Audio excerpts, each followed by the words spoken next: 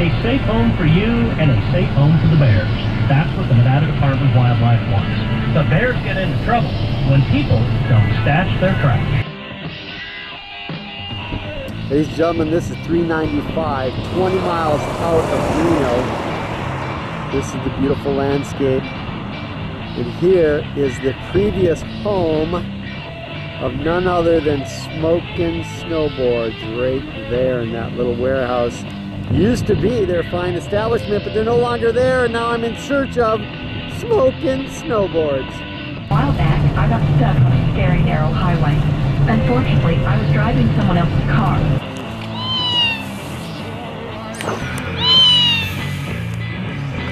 Hello? Jay, where are you at, man? I'm at Border Town.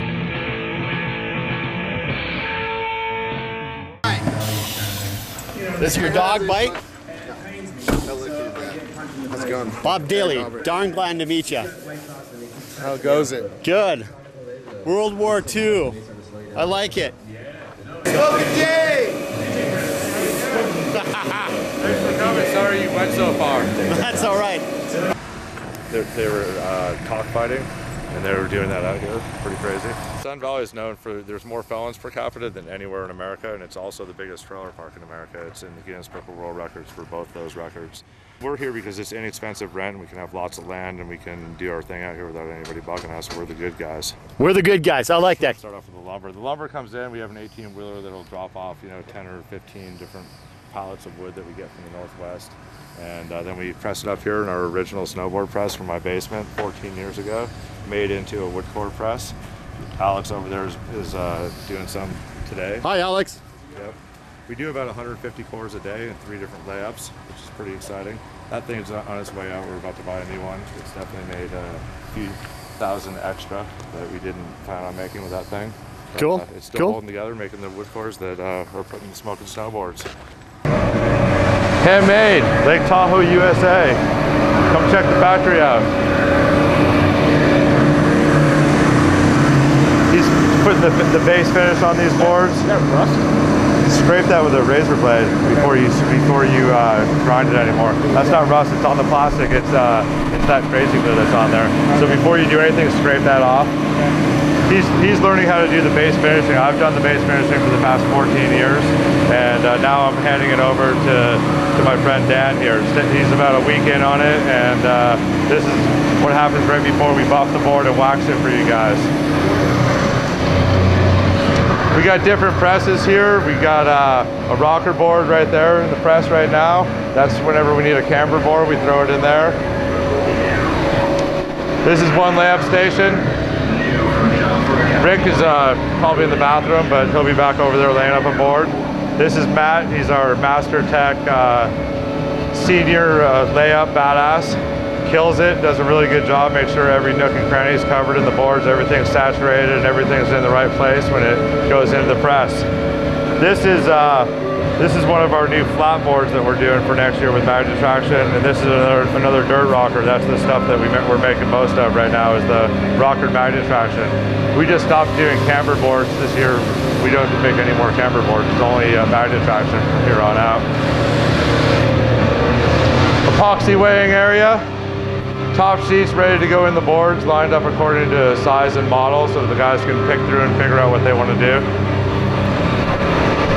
A couple different stuff we're doing. Shop boards for different people, collaborations. Some sidewall leftovers, some sidewall material before it's cut. This is what goes with the tip and tail of your boards, the skate wheel urethane.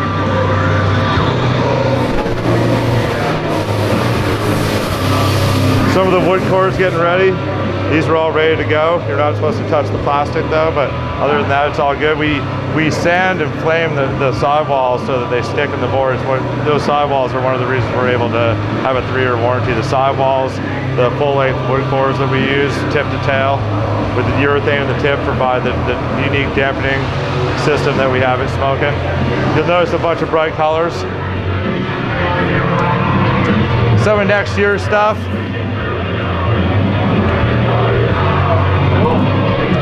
He's doing graphics right now. What we do is we print them out onto paper. This is a next year graphic. We print it backwards and then we sublimate into the plastic so it goes all the way through. It's different than silk screening where there's a layer on the back of the material.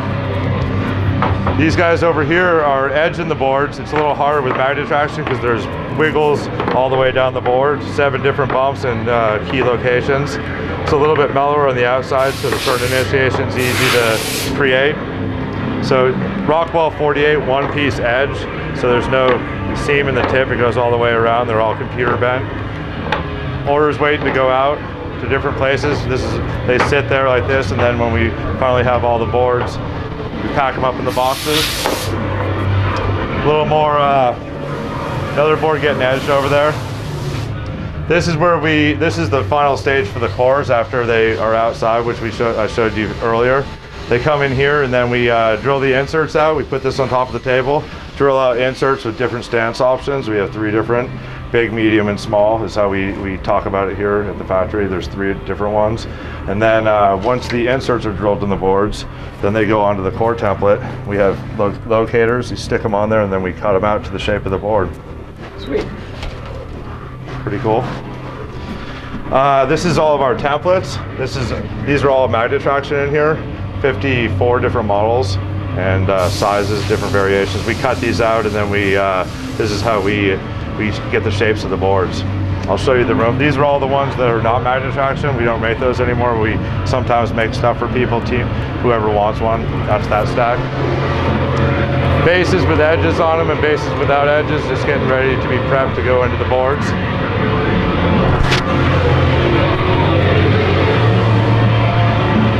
This is the brains of the operation. This is the CNC room. It's actually pretty clean today. It looks like the guys were in here taking care of it. But we vacuum down different parts, like you vacuum down the sidewalls in here. This is how you get the sidewall profile. You can make the mold with this. This is basically what you need to make all the different templates and all the core templates. And if you don't have one of these, then you're sort of have somebody else in control of your company. We bought one of these about 4 years ago. It's pretty exciting to be able to sit down there, program a board, and then the next day you can make all the parts for it and go up to Tahoe and rip it around in the snow. Cool, Jay. Yeah, radical. Thank you. Good to see you. Thanks for stopping in. You want to see your order? Yep, say goodbye. Bye, guys. There we go. Great deal, man. Beautiful boards too. I'm glad I got to pick that order, so you guys will be stoked. Those should all sell through. Everybody will be fired up in South Lake ripping around on Smokin boards. I'm pretty excited. 44 Vixen, 48 Vixen. Can't keep those in stock. Team Graphic, 80s, 151 minor in possession, 152 Super Park Team Graphic. These ones keep selling out. I don't know why, but this is a 56 mid-wide for the size 10. This is a 52 twin, 24/7 waist width. Another 56. This is 24/7 for the smaller foot guy. This is going up in size because people in Tahoe sometimes like 59 twins. This is a little bigger foot board. The Big Wig 57, our new hot board. Michael Jackson dropping his kid into the employee entrance of this certain Chinese snowboard factory. Just sort of shows the plight of snowboards and where a lot of companies are having their stuff made, shipping it overseas, pollute the ocean. Arnold Schwarzenegger, he gets his mitts on and takes a little tax money out as it arrives in California or East Coast in Vermont. Then they ship it out, pollute a little bit more. Kids are influenced, the Leave It to Beaver kids, you'll notice, are influenced by extreme television nowadays. They go right into Dorks Authority and buy their certain snowboard. Meanwhile, these guys down the bottom, which the model's named after the Big Wig, they're just thinking about what they're doing on the weekend and their stock options going up and their Hummer and what they're going to do, not really caring as much about the sport as we do here at Smokin. So the punchline, if you don't stand for something, you'll fall for anything, I think fits perfectly. That's one of my favorite graphics in the line. That's cool. That tells a story. I like it. Yeah, every board at Smokin has a story. The MIP next year, yeah, we won't get into next year. But yeah, next year the MIP was so successful that we were doing a PYT board. It's a pretty young thing for the ladies out there with a similar shape and geometrics. Cool. Thanks, Jay. Radical. Stoked.